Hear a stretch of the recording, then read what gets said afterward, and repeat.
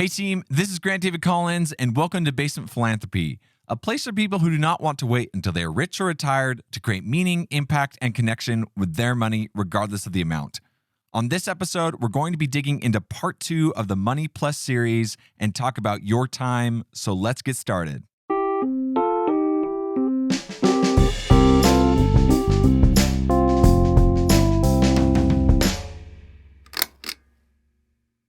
When it comes to giving, most people are familiar with the giving of their time. In fact, 63 million Americans, or 25% of the population, volunteer their time, talents, and energy every single year. And the average American volunteers at least 52 hours a year. But the interesting thing that I have come to experience is that while we're really interested in giving our time, or we're familiar with that, people have a hard time doing that proactively. It's mostly a reactive approach to giving in terms of somebody is moving or needs help with a service project or whatever it might be. And so when we hear about it, we'll go out and do it instead of being intentional around creating with our time.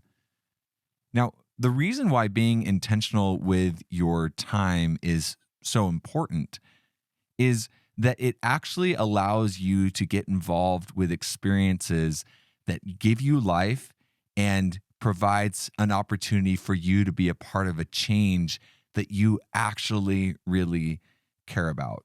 And there are so many organizations that are built to create good in this world that the odds of you finding something that you align with are very, very high.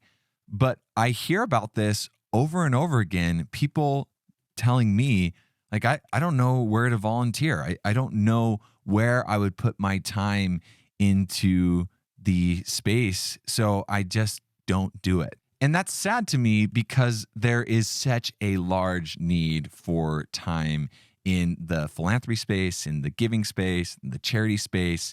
Like, there is not enough time in any of those spaces for what we want to actually accomplish.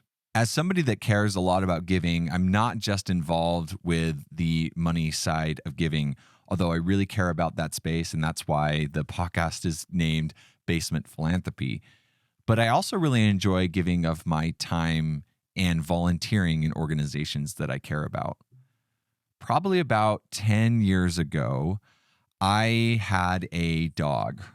Her name was Belle. She was a golden retriever, and she was the best thing that ever happened to me. I got her when I was an early teenager, 12 or 13 years old. Picked her out as a puppy, and I'll share some videos on the podcast, the video podcast, if you want to see me interacting with her, and I'll probably have some audio playing in the background. She was just the best. She taught me how to love. She just was always there for me. And when she passed away, it was pretty devastating for me and my family as a whole. But during that time, I came into understanding that not only could animals provide that kindness and change for their owners, but there were programs that dogs could get involved with that could extend that love and care that I had felt out to the community. And these are commonly referred to as therapy dogs, dogs that have specific training and certification to go into places that are like elementary schools or hospitals, rest homes, airports, like you name it. There are dogs that can be a part of providing care and comfort for people who are having a challenge in one area of their life or another. So as I got older, I wanted to get a dog, and I'm still in the process of doing that. But as a prerequisite for that, I decided that I wanted to learn more about this space. And so what I decided to do is I decided to just Google therapy dog organizations in Salt Lake City. That's where I am. I'm in Utah. And a couple organizations came up, And I simply reached out and wrote a quick email to the email that was provided and asked if I could get involved. A couple days later, I had somebody from the organization reach out and say, yeah, you can get involved with helping us test the dogs that we are certifying to be involved with the services that we offer as an organization. And this organization is called the Intermountain Therapy Animal Organization. And they provide services throughout the Intermountain area, all the way up into Idaho and down into Arizona. And so I decided to go in and get involved. And so when I showed up, I met the leader of the organization and a bunch of volunteers that came, and I spent about 2 to 3 hours with these dogs and their owners, walking through different scenarios that they may come across while they're volunteering. So groups of people, items dropping, obedience, to make sure that when the group, the ITA group, signs off on a dog and then they start volunteering, that they can have confidence in that team, not only the dog, but the handler. And this has just been a beautiful experience for me to be involved with. I love this organization. And in fact, I volunteer almost every time they have a testing opportunity. And not only am I involved with it, but my friends are also involved with it as well now because they needed more volunteers. And so I just got the word out because I really care about the organization. And the cool thing that happened as I walked through this is not only was I able to be fulfilled by being involved with this group, but I started to learn a ton about what my future would need to look like if I wanted to be involved with this group and with therapy animals in general, which is a big thing that I want to be involved with in my future. So I learned about different breeders that I could contact and different trainers and different vets and what type of training they would need. And I was actually able to see what a dog would need to be able to do in order to be involved with these services. And so that is the ideal situation for people when they're volunteering their time, because not only do you get to be involved with something that gives you life, but you get to be involved with something that also contributes to what you actually care about, what the change or the impact or the connection that you want to make.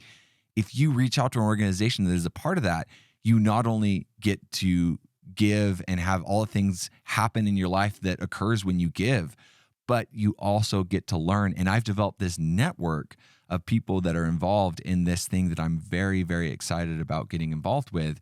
And so when I do end up getting a puppy, I will have been leaps and bounds ahead of where I would have been if I just gone at it cold turkey and crossed my fingers and said, well, I hope that this dog is able to be involved with therapy. So a quick framework that you can walk through on your end in terms of finding volunteer experiences that you want to be involved with is to first sit down with a piece of paper or your phone, something to write down with, and then just list out different things that you enjoy, your hobbies, topics, or changes in the world that come to your mind. Just do a quick brainstorm around those types of things. And if it's a hobby, where could the application come in? Like if you're an artist, are there art therapy groups nearby? If you care about horses, are there equestrian therapy or outreach groups nearby? One of my friends in Florida is getting involved with a surfing group that focuses specifically on kids with autism. Like the breadth of organizations out there is just crazy. And so as you work through this list, then I would just direct you to your search engine of choice and type in a couple keywords that contain what you want to be involved with and organizations or volunteer opportunities. And you will find something that pops up with one of the things on your list. I can guarantee you that is the case. And if for some reason it's not, reach out to me and I will help you get connected with a group that you can volunteer with. So after you get done with that, look for some contact information and reach out and email that organization, and they will welcome you with open arms. I can just tell you from personal experience with the different organizations that I'm involved with, there is never enough help. So, as we know, time is such a valuable resource, and giving and volunteering that time is so precious and a beautiful thing in of itself. But when you add your time and your money together, things continue to get incredible. Just like we talked about last week with your voice and your money, with your time and your money used together, things start to really, really, really ramp up. So I'm going to be sharing 4 ways that you can combine these two things, your time and your money together, to create something bigger. And the first thing to do is just referencing back to what we just talked about. If you're already involved with an organization, just consider donating some of your money to the organization that you're already involved with. It's a perfect way to vet the organization, to know what's happening, to learn about the impact they're creating and see if you align with that. Like, being involved on the ground is the easiest way to vet an organization in terms of if it's something you want to be involved with supporting financially. The second thing that you can do with your time and your money is to use it to enhance the micro-philanthropy projects that you're already involved with. So you may already be in the zone of putting aside some money every month or every paycheck to do something good in your community. And maybe that looks like being involved with little projects that I've talked about so far on this podcast, getting involved with food drives or with buying somebody's dinner or creating a experience with your friends who need help or are having a hard time. Like, maybe you're involved with doing that. So you can use your time as a way to increase the effectiveness of this. And I've shared this experience before, but I want to do it again because we're starting another school year. What if you bought supplies for a teacher and then added on your time to volunteer in the classroom, to be involved with the specific things that your money went to fund, or just being involved with that teacher in general?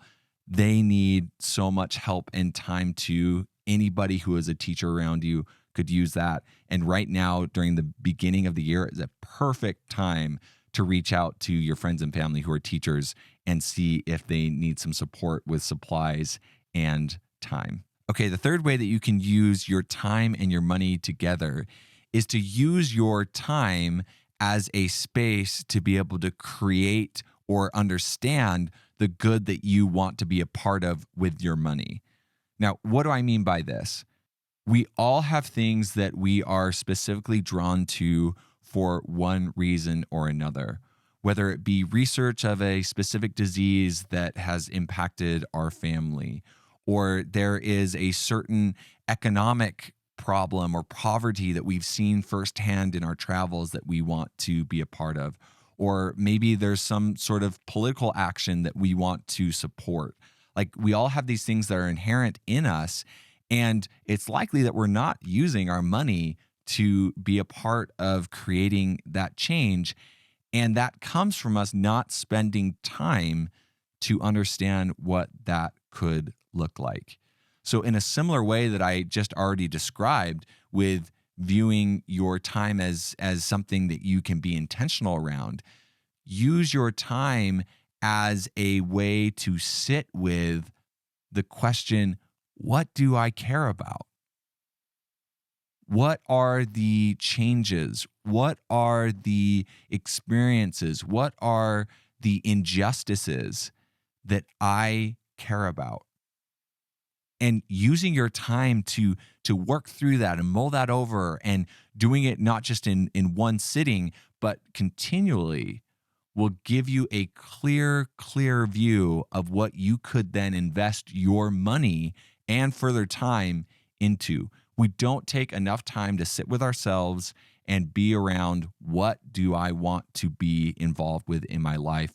What is something that will give my life greater meaning than just a paycheck to spend on more Amazon or more subscriptions or a nicer car or things that we know aren't actually going to bring the fulfillment and and joy that can come with being involved and creating a difference in this world. Okay, the fourth thing that you can do with your time and your money to create greater good is to use your time as a means of researching what you are going to put your time and money into creating. So after you've discovered what you want to be about, then the next step is finding organizations or things that you can do with your money personally and your time to be able to create that change that you want to see in the world. So using your time as a means to research organizations is a crucial step in making sure that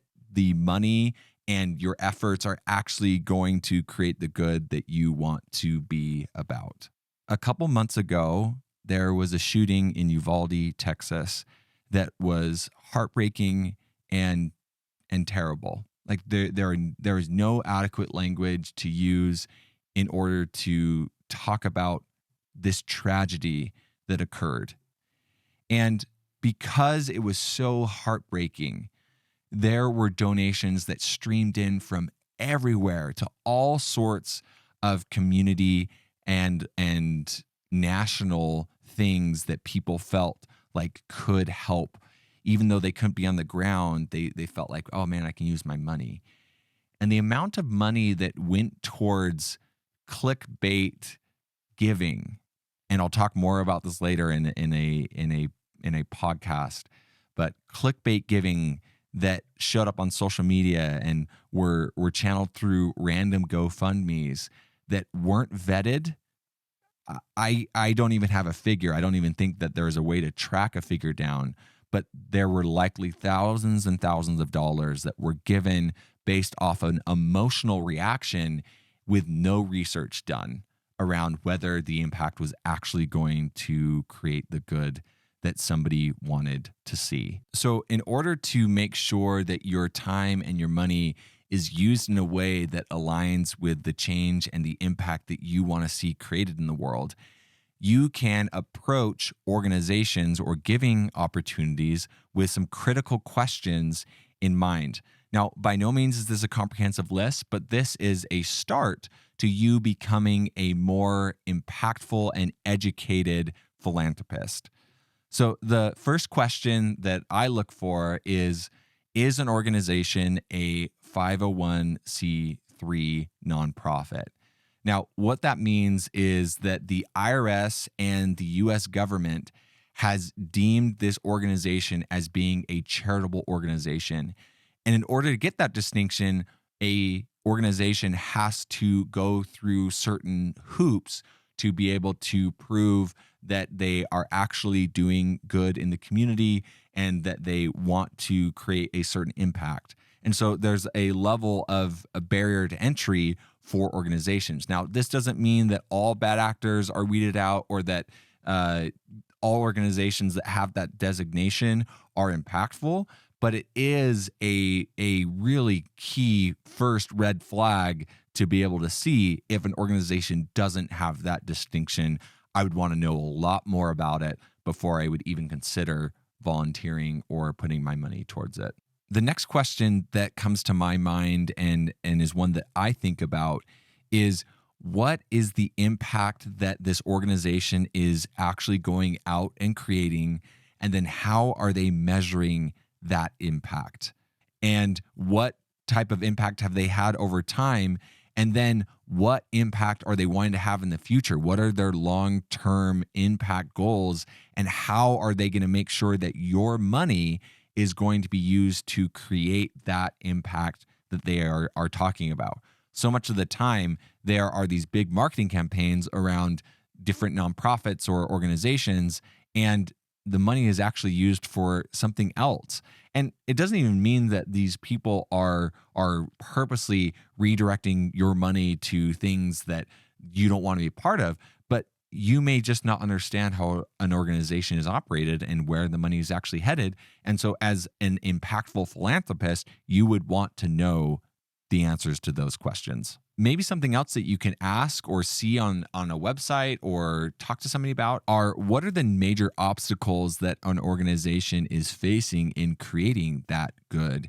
And what are they going to be doing in order to overcome that? And if a nonprofit can't express clearly what challenges they're going through, that would also be a red flag, because either they have their head stuck in the sand, or they don't want you to know about it, or they haven't thought about it. And that would be another red flag for me to say, maybe I should use my money and resources in another area. So those are the types of questions that I like to ask before I get involved with my donations.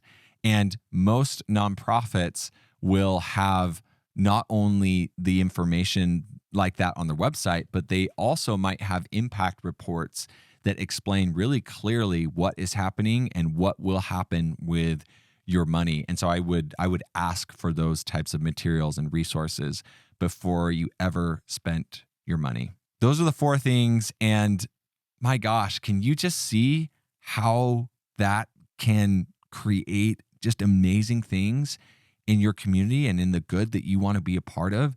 Can you see how combining those 2 things together can just explode the impact and the good that you can create in this world? It has been a journey for me to go around this topic myself and see things in my life as I'm working through this too, that I can absolutely improve in terms of my intention or the time that I'm using, and how to mix that with the money that I want to use in this world to create good. Well, team, that's it for me. Let's go out in the world and create good with the money in our pockets and the time on our calendars together. Talk soon.